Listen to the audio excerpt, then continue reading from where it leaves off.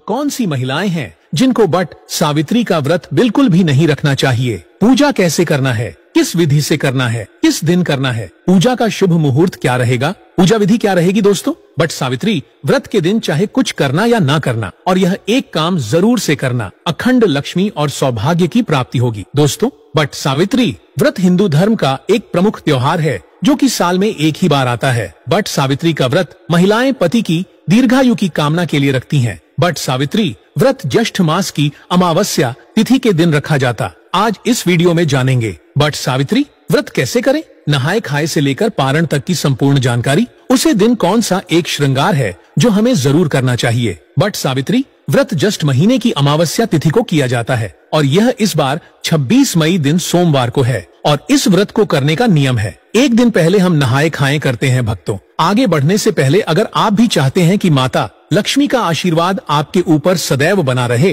तो इस वीडियो को एक लाइक करके आपके अपने चैनल को सब्सक्राइब कर लें और कमेंट बॉक्स में जय लक्ष्मी माता लिखकर अपनी हाजिरी अवश्य से लगाए। तो नहाए खाए के दिन सबसे पहले आप अपने नाखून काट लीजिए, फिर अच्छे से स्नान कर लीजिए। इस दिन सात्विक खाना ही खाना चाहिए, मतलब बिना लहसुन, प्याज, बैंगन, मसूर की दाल जैसी चीजों के जो भी चीजें अशुद्ध मानी जाती हैं, वह इस दिन नहीं खानी चाहिए। उसी दिन हम मेहंदी भी लगाते हैं, तो अगर आप व्रत करने वाली हैं तो एक दिन पहले ही मेहंदी लगा लीजिएगा। इस व्रत में ठेकुआ भी बनाया जाता है, तो नहाए खाए के दिन ही ठेकुआ बना लेना अच्छा रहता है। अगर आपके घर में ठेकुआ चढ़ाने की परंपरा है तो जरूर बनाइए, नहीं है तो जरूरत नहीं है। अब बात करें व्रत वाले दिन की, तो उस दिन सुबह जल्दी उठिएगा, फिर स्नान करके खुद को तैयार कीजिएगा। पूजा के लिए लाल या पीला कपड़ा पहनना शुभ माना जाता है, तो अगर आपके पास नई साड़ी है तो पहन लीजिए, नहीं तो शादी वाली साड़ी भी पहन सकती हैं। और चूड़ियों का एक नया डब्बा जरूर खरीद लीजिएगा। पहनने के लिए पुरानी साड़ी चल जाएगी, लेकिन चूड़ियां नई होनी चाहिए। इस दिन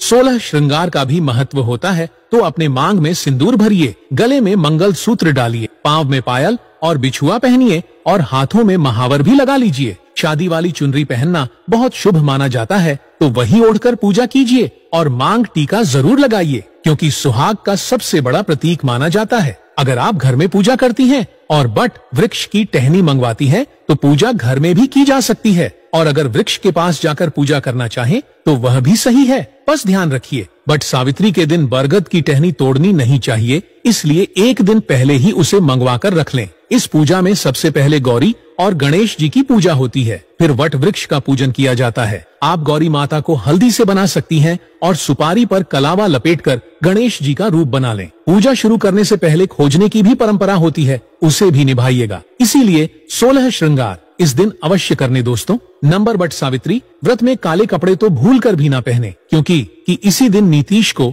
शनि जयंती पर शनि महाराज को काले कपड़े बिल्कुल भी पसंद नहीं है। ऐसे में सुहागिन महिलाओं के लिए अशुभ माना जाता है। साथ साथ बट सावित्री व्रत में सफेद कपड़े पहने सुहागिनों के लिए सफेद कपड़े उनके लिए विधवा होने का रूप माना जाता है। इस दिन आपको लाल वस्त्र पहनना चाहिए, जिससे सावित्री माता प्रसन्न होती है और देती है आपको अखंड सौभाग्यवती का वरदान। दोस्तों, नंबर 3, इस समय जितना ज्यादा हो सके श्रृंगार आदि का दान करें, इससे आपके पति पर कभी कोई कष्ट नहीं आएंगे। माता सावित्री प्रसन्न होती है, लेकिन याद रहे खुद का मेकअप दान ना करें, बाहर से खरीद कर ही दान करें, इससे आपके जीवन में कभी भी धन की कमी नहीं होगी। दोस्तों, नंबर 4, शास्त्रों के अनुसार माना जाता है कि बट सावित्री के व्रत में व्रतधारी को नमक का सेवन नहीं करना चाहिए। घर में किसी भी व्यक्ति को मांस मदिरा का सेवन नहीं करना चाहिए। इस समय सहवास नहीं करना चाहिए, मुक्त गंदे विचार नहीं निकलना चाहिए। बट सावित्री के को सुहागन महिलाओं को ज्यादा सोना नहीं चाहिए, घोर पाप लगता है, इससे पति की आयु कम हो जाती है। इस समय आप सुबह सूर्य उदय से पहले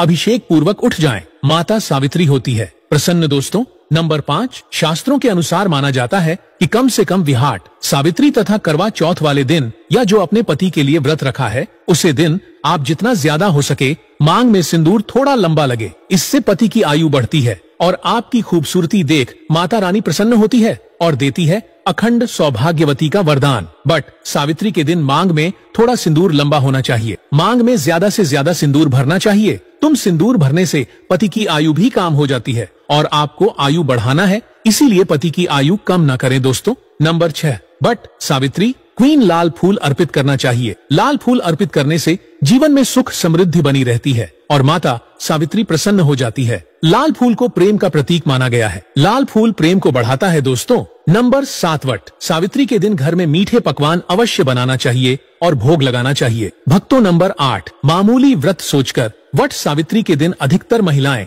ब्यूटी पार्लर जाकर अपने बाल कटवा लेते हैं, जो कि घोर पाप लगता है। इससे पति की मृत्यु निकट भविष्य में जल्द लंबे के किसी भी सुहागन महिलाओं को वट सावित्री के दिन नहीं कटवाना चाहिए। इससे माता सावित्री क्रोधित हो जाती है। साथ ही साथ करवा चौथ वाले दिन भी महिलाओं को अपने लंबे के नहीं कटवाना चाहिए। शुभ नहीं माना जाता कि मृत्यु को भविष्य में हो जाती है। दोस्तों, नंबर 9 वट सावित्री के दिन आप कोई भी चीज अर्पित करें, लेकिन ध्यान से देखें कि वह चीज खंडित ना हो, उसके बाद ही अर्पित करें। कोई भी चीज टूटी फूटी नहीं होनी चाहिए। जब आप अपने हाथों में चूड़ियां पहने तब देख लें वह चूड़ियां सफेद ना हो। नीली चूड़ियां भी नहीं पहनना चाहिए तथा काली चूड़ियां भी नहीं पहनना चाहिए। टूटी चूड़ियां भी कतई नहीं पहनना चाहिए। घोर पाप लगता है और व्रत टूट जाता है। दोस्तों, इस दिन गले में मंगलसूत्र पहनना कतई ना भूलें, नहीं तो आपका व्रत पूरा नहीं माना जाएगा। गले में मंगलसूत्र अवश्य होना चाहिए। दोस्तों, अब जानते हैं वह कौन से 3 महिलाएं वट सावित्री का व्रत भूलकर भी नहीं रखना चाहिए और हो जाती है पति की मृत्यु। आप ऐसी गलती मत करना, नहीं तो आप अपने नौकरी से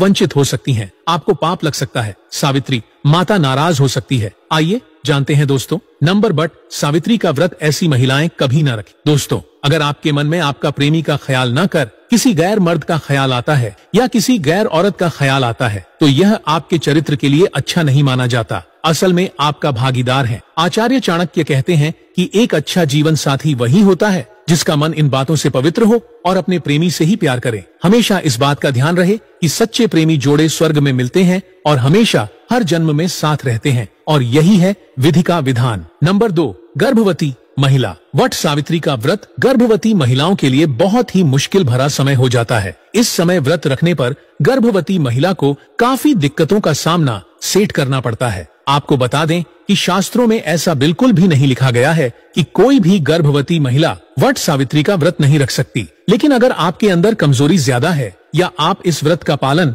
ऐसे समय में नहीं कर सकते, तो आप वट सावित्री का व्रत ना रखें, क्योंकि ऐसे समय व्रत रखना अनुरक्षित हो सकता है। इसीलिए व्रत रखने से पहले डॉक्टर की सलाह तुरंत लेनी चाहिए, क्योंकि आपके बच्चे को कुछ भी हो सकता है। दोस्तों, नंबर 3 शास्त्रों में बिल्कुल साफ साफ बता दिया गया है कि कई नियम ऐसे हैं जहां पर पति पत्नी का शामिल होना आवश्यक हो जाता है, और जो कि 7 फेरे लिए बगैर कुछ काम हो ही नहीं सकती उसमें। बट सावित्री का त्योहार मुख्य रूप से शामिल है। आपको बता दें कि जो पति पत्नी 7 फेरे लिए बगैर रह रहे होते हैं तो अशुभ माना जाता है। ऐसे रिश्ते की सावित्री का व्रत रखने में सक्षम नहीं होते, बल्कि ऐसे रिश्ते अशुभ होने के साथ ही कलंकित भी माने जाते हैं। दोस्तों, नंबर 4 पति पत्नी में अगर काफी लंबे समय से झगड़ा हो रहे हैं और बात तलाक तक पहुंच गई है, तो ऐसे समय में वट सावित्री का व्रत ना रखें। लंबे समय से पति से दूरियां और एक दूसरे से नफरत पैदा होना। वट सावित्री का व्रत रखने पर आपका भागीदार तो बनता ही है, साथ ही साथ वह वृद्धि खंडित हो जाता है। महिलाएं खासकर इस बात का ध्यान रखें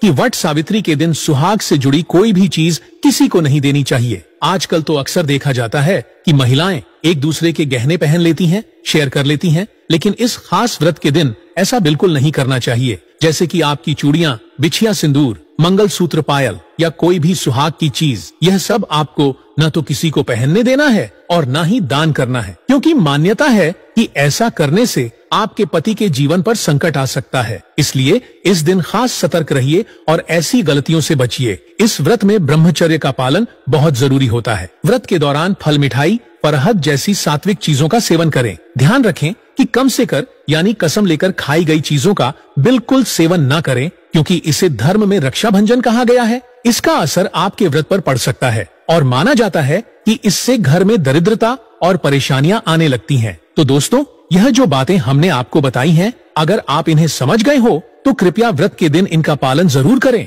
ताकि आपका व्रत संपूर्ण रूप से सफल हो और माता सावित्री का आशीर्वाद आपके पति और बच्चों पर हमेशा बना रहे। भक्तों, यह तमाम जानकारी जन रुचि को ध्यान में रखकर दी जा रही है। वास्तु शास्त्र के उपाय को अपनी आस्था और विश्वास पर आजमाएं। दोस्तों, व्रत और पूजा पाठ में कुछ नियम होते हैं जिन्हें पूरी श्रद्धा और अनुशासन के साथ निभाना बेहद आवश्यक होता है। वट सावित्री व्रत एक ऐसा ही पावन पर्व है जिसमें महिलाएं अपने पति की लंबी उम्र और सुखी जीवन की कामना करती है। इस दिन मंगल सूत्र पहनना बेहद महत्वपूर्ण माना गया है। यह केवल एक गहना नहीं बल्कि एक प्रतीक होता है पत्नी के सच्चे प्रेम और पति की लंबी उम्र की कामना का। इसलिए इस विशेष दिन गले में मंगल सूत्र पहनना न भूलें, अन्यथा व्रत अधूरा माना जाता है और उसका फल प्राप्त नहीं होता। अब जानते हैं उन कुछ स्थितियों के बारे में जिनमें वट सावित्री व्रत करना शास्त्रों के अनुसार वर्जित माना गया है। ये बातें खास तौर पर उन महिलाओं के लिए हैं जो अनजाने में या अज्ञानवश ऐसे व्रत रख लेती हैं जिनका प्रभाव नकारात्मक हो सकता है। सबसे पहली स्थिति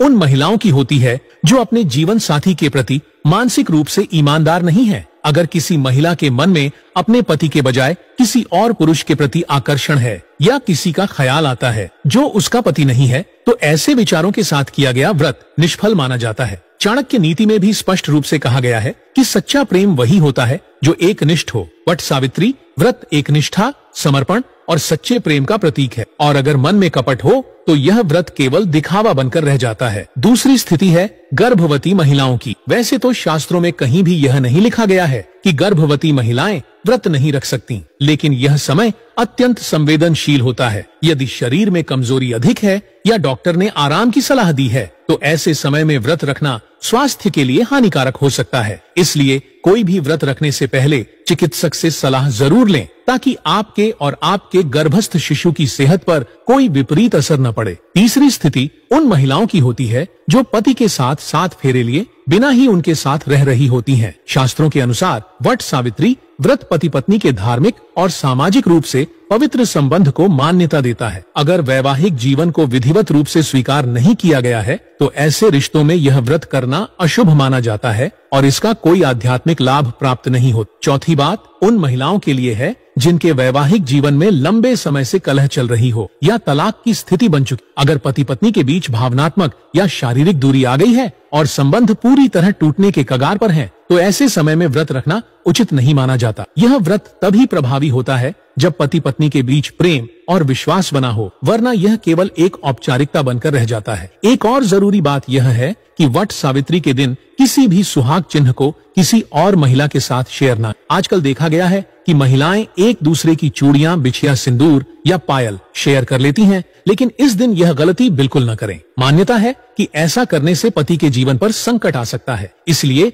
मंगल सूत्र, सिंदूर, चूड़ी, पायल जैसी कोई भी वस्तु न दें और न ही किसी से लें। वट सावित्री व्रत में संयम और सात्विकता का पालन बहुत आवश्यक है। व्रत के दौरान ब्रह्मचर्य का पालन करें और भोजन में केवल फल, मिठाई और फरहद जैसे सात्विक आहार लें। यह भी ध्यान रखें कि व्रत के समय ऐसे किसी भी खाद्य पदार्थ का सेवन न करें जो किसी कस्में खाकर त्यागे गए हों या जिन्हें आप पहले कभी किसी कारणवश नहीं खाते रहे हों। धर्म में इसे व्रत भंग का कारण माना गया है और इससे घर में दरिद्रता और मानसिक अशांति का प्रवेश हो सकता है। यदि आप इन बातों को समझकर व्रत रखते हैं और पूरी निष्ठा के साथ सावित्री माता की पूजा करते हैं तो निश्चित रूप से आपको अपने जीवन साथी के सुख और लंबी उम्र का आशीर्वाद मिलेगा। माता सावित्री अपने भक्तों को कभी निराश नहीं करती, लेकिन शर्त यह है कि श्रद्धा और नियमों का पालन पूरे मन से किया जाए। इस जानकारी का उद्देश्य लोगों को सही दिशा देना और धार्मिक नियमों की गहराई को समझाना है। इसे आस्था और विश्वास के आधार पर ही अपनाएं,